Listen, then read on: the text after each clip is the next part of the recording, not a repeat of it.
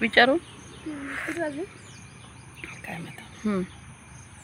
Make sentences with word given in the 1.2 1.2. हां, okay. Read the first stanza of the poem The Violet and answer the following questions. Where did the violet grow? The violet grew in a green and shady bed. Why does the speaker call the violet modest? The violet was a lovely flower, with bright color. However, it was not.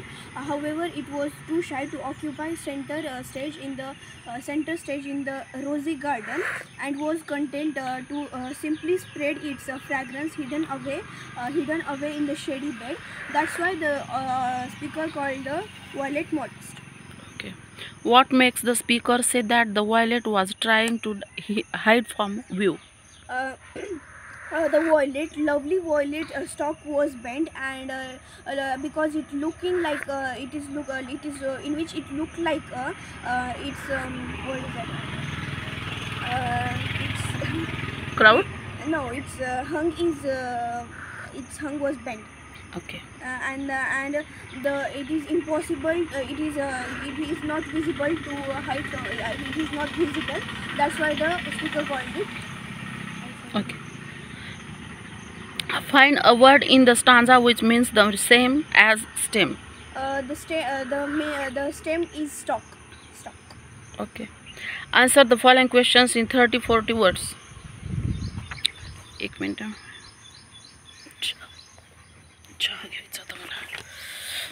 Describe the violet that the speaker saw. Describe the violet that the speaker saw. The violet that the speaker saw was growing in a green and shady bed. Was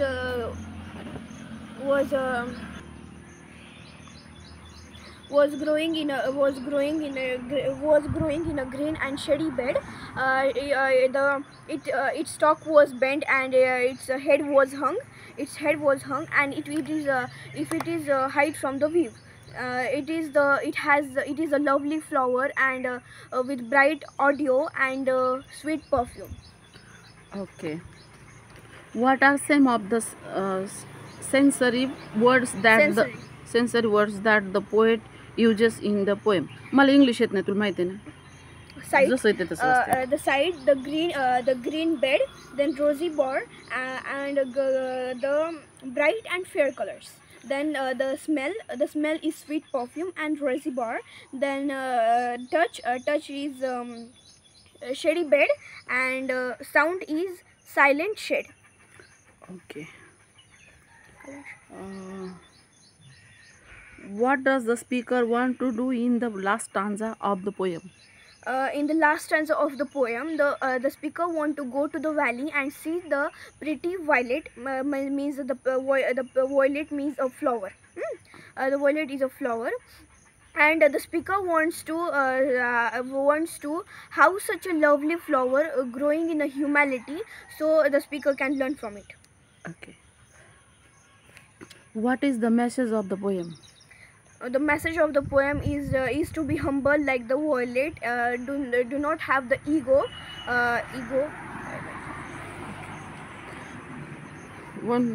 What is the overall rhyme schemes of the poem?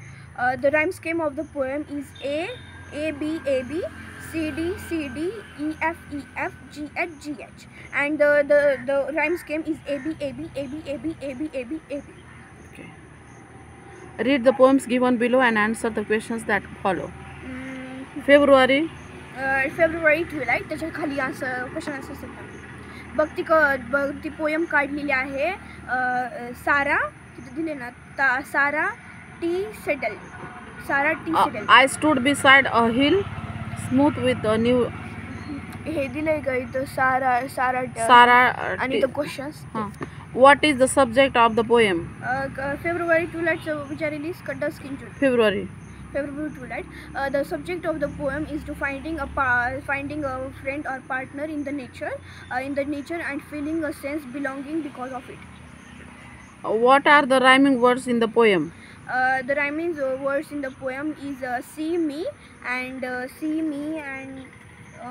one is creature, star, hill, हिलचं नाही, snow glow. Snow glow, snow glow. हां. Snow glow, snow and glow and the white नाही what is see me.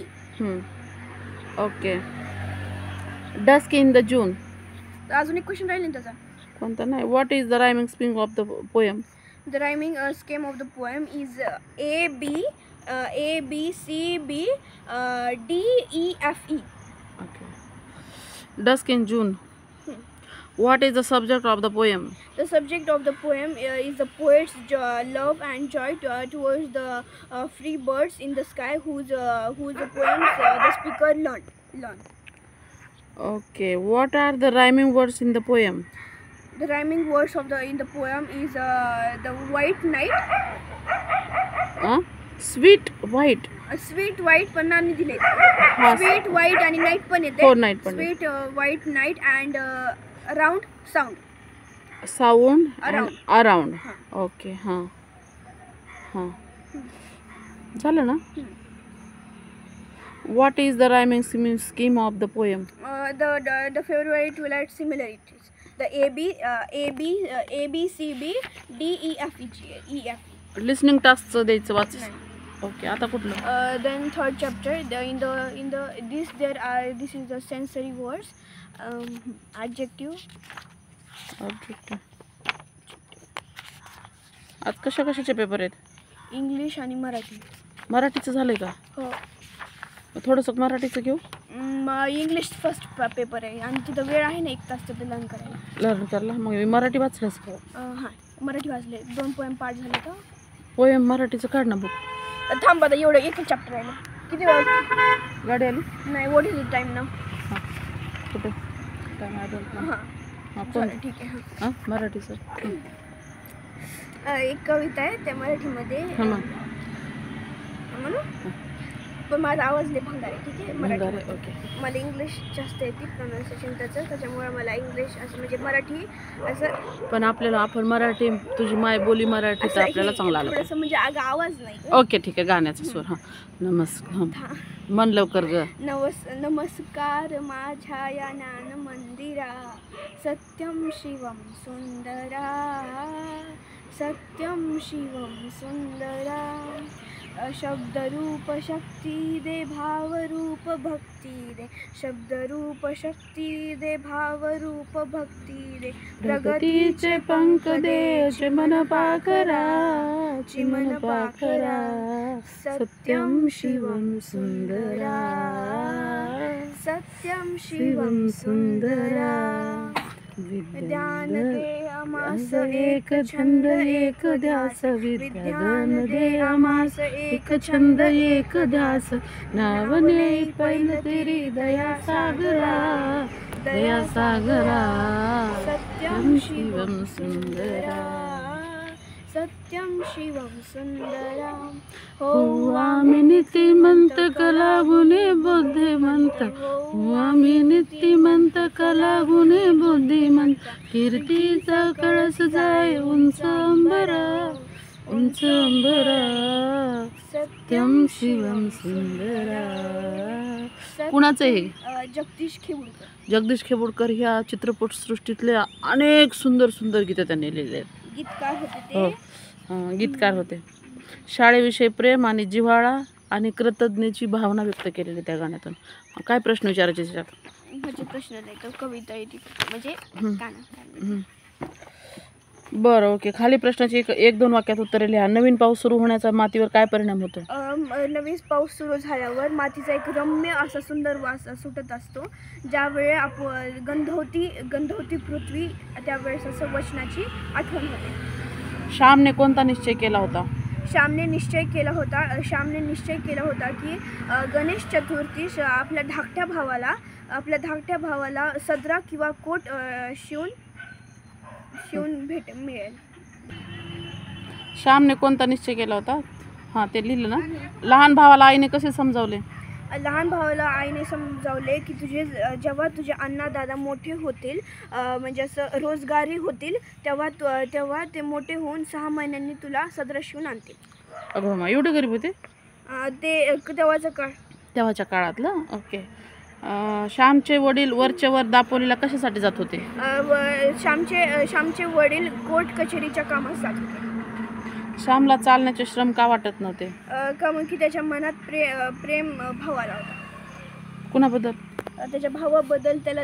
कारण की त्याने त्याच्या भावाला हे आणलं होता, कोट शिवून आणला होता. ओके. खालील आकृत्या पूर्ण करा. ते करायचं. श्यामला थंडीच्या दिवसात न मिळणाऱ्या गोष्टी.